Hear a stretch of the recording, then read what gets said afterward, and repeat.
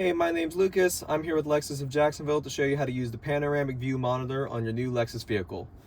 First off, to activate the system manually, press this button here.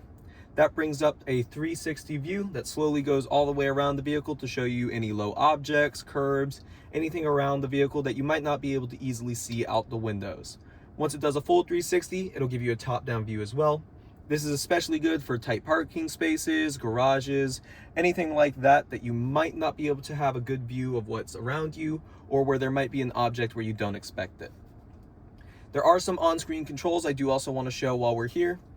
This one right here below the X brings up the outside view of the vehicle. So rather than looking from the point of view of the driver, it'll show you a full 360 outside the vehicle. You do also have a pause and a play for the playback of the full circle, and some settings down here in the bottom left.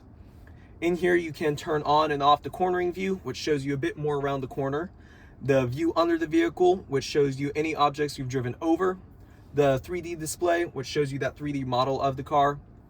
You can adjust your park assist distance, which is how close you can get to an object before it starts beeping at you, and the vehicle body color. So if you want to match what's on the actual exterior of the vehicle with what you see on the screen here, for example, this one's silver, so you can just click there, click OK, and now when we go back,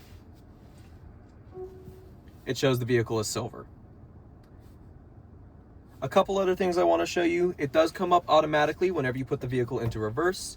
So as I put the vehicle into reverse, you'll see it pulls up the rear view camera here, as well as the 3D top-down view.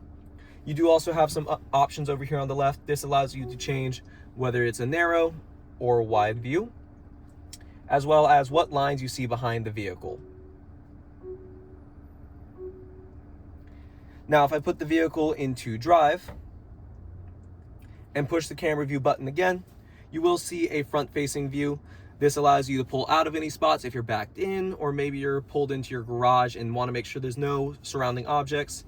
You do have some similar buttons over here on the left. Once again, a narrow versus wide view, changing what lines you see for turning, so none versus the ones that indicate where the vehicle will go, as well as an option here to automatically have the screen come up whenever the vehicle slows below 6 miles per hour. That's particularly useful in cities or areas where you might not have a good view of the upcoming intersection. The wide view camera can help you see around objects so that you don't have to just guess. That's all for today. If you do have any questions, please feel free to reach out. We're always available here at Lexus of Jacksonville, and let us know if you have any questions. Have a great day.